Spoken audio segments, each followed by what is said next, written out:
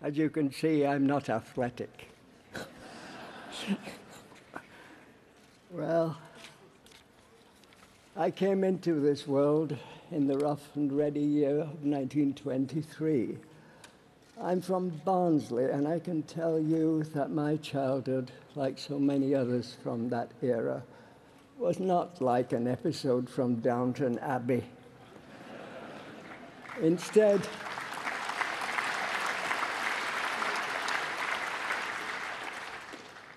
it was a barbarous time. It was a bleak time, and it was an uncivilized time, because public health care didn't exist. Back then, hospitals, doctors, and medicine were for the privileged few, because they were run by profit rather than for vital state service that keeps a nation's citizens and workers fit and healthy.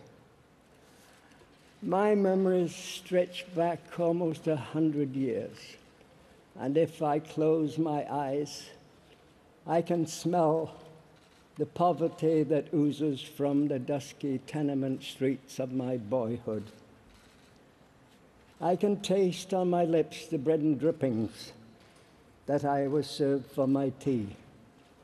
I can remember extreme hunger and my parents' undying love for me.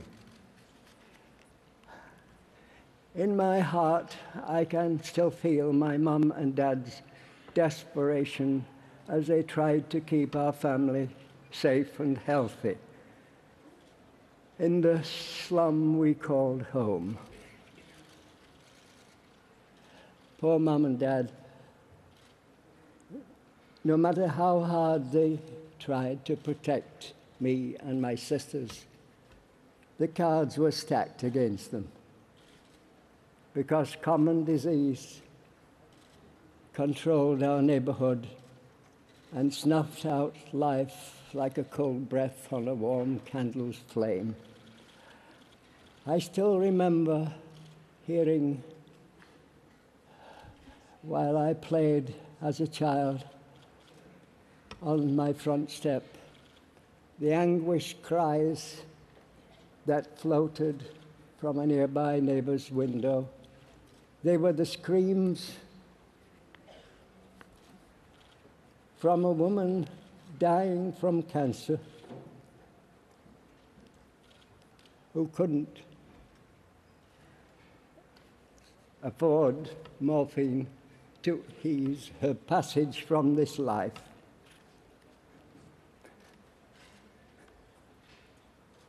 No one in our community was safe from poor health, sickness, and disease.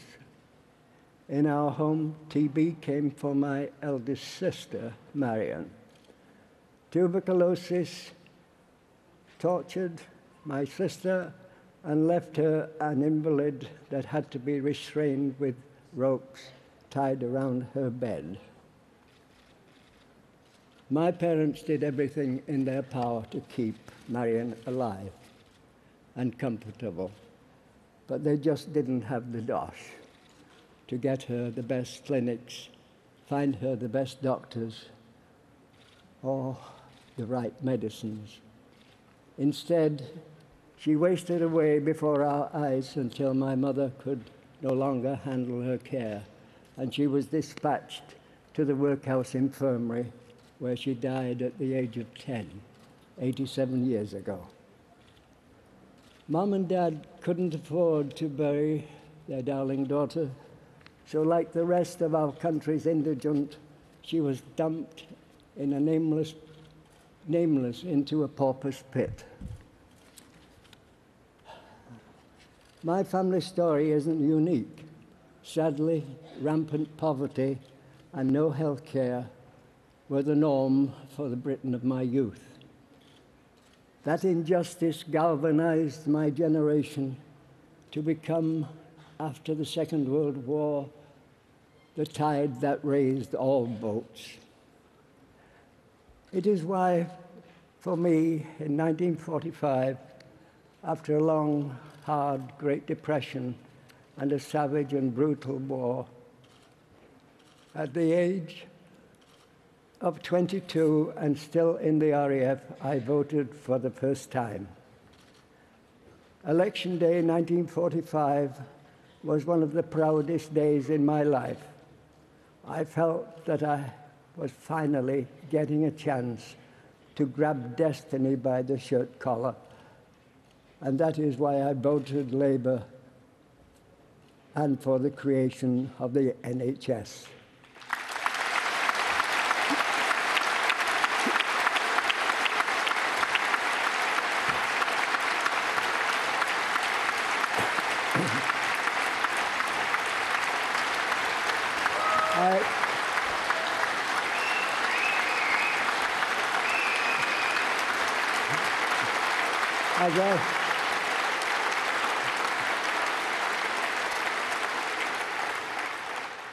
As I stand here today, my heart is with all those people from my generation who didn't make it past childhood, didn't get an education, grow as individuals, marry, raise a family, and enjoy the fruits of retirement, because they died needlessly and too early in another era of austerity.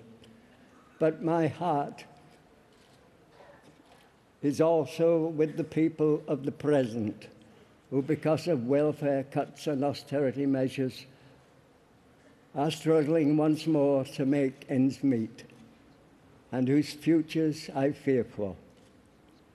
Today, we must be vigilant. We must be vocal. We must demand that the NHS will always remain an institution for the people and by the people.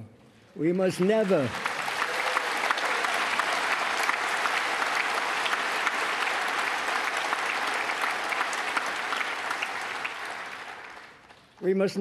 ever let the NHS free from our grasp, because if we do, your future will be my past. I am not a politician, a member of the elite, or a financial guru, but my life is your history, and we should keep it that way. So say it loud and say it clear in this hall and across this country. Mr. Cameron, keep your mitts off my NHS.